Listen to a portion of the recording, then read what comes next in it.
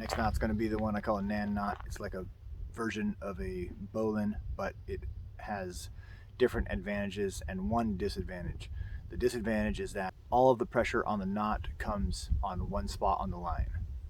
The advantages are it's easier to make, quicker to make, and quicker to untie. And if I'm going to make my nan knot bowline on this end, what I'm going to do is make a bend here, get the distance that I will want the circumference of my loop to be.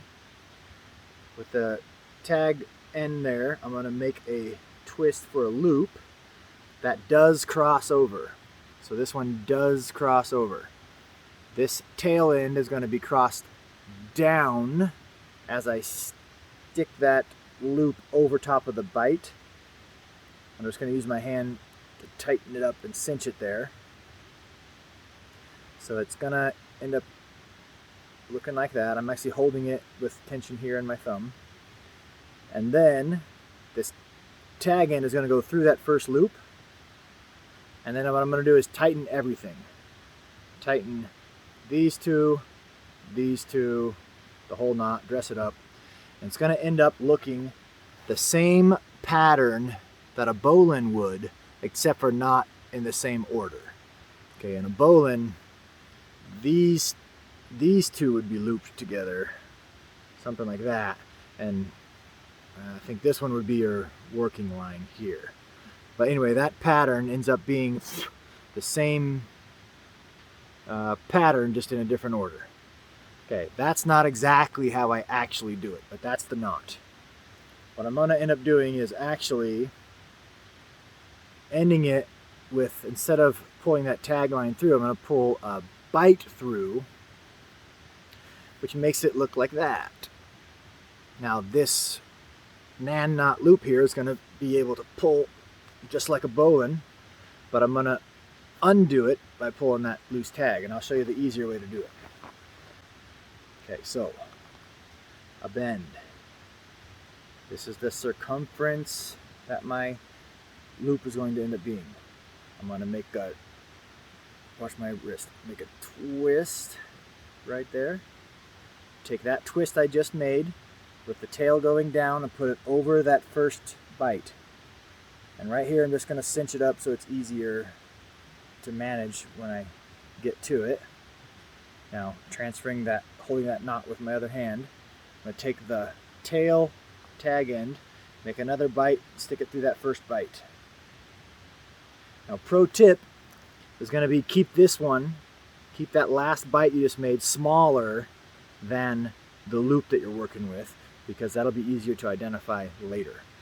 So I'm going to pull all the directions of the knot except for that loose tail end.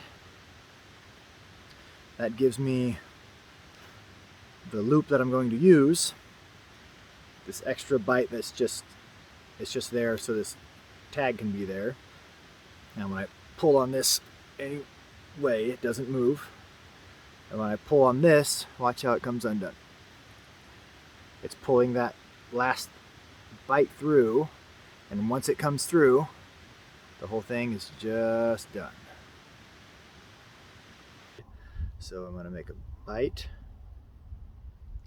This part is not crossing over. I want to make a loop. This part is going to cross over. I want to turn the loop down so that the loose tail is underneath the loop, or the inside of the loop. I tighten it with my hand, and I take that tail and I stick another bite through the first bite. Okay, so now this is kind of loose right now, but that's kind of how it'll go. What I'm going to do is tighten everything except for this last one. So I'm going to tighten these two, this one, and just that side of that one. So it's going to go like this. Just tighten all of these things, all directions. And now my knot, still just like a bowline, except for, like I said, there's all the pressure is going to be on this one spot, but that's probably going to be fine for most of our uses. And it's going to work fine as a loop that doesn't change. until I want it undone. Then I pull this one. Easy as that. And then tighten the working line and both sides of the loop, not the tail.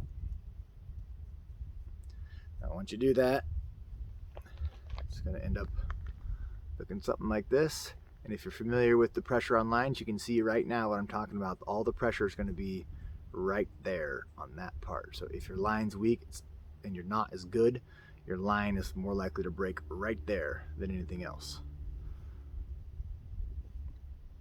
Now to get it undone, you just pull that lip.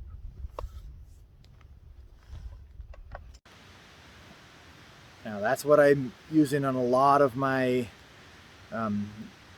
guy line or rainfly setups, because the teardown is super easy. Okay, so I can stick it through, I can stick it through whatever I need to stick through. Like if I have a whole loop in my tent peg or my tarp or whatever, stick it through there. Then I make my bend on the running side, my twist on the loose side, put them through there. And then with my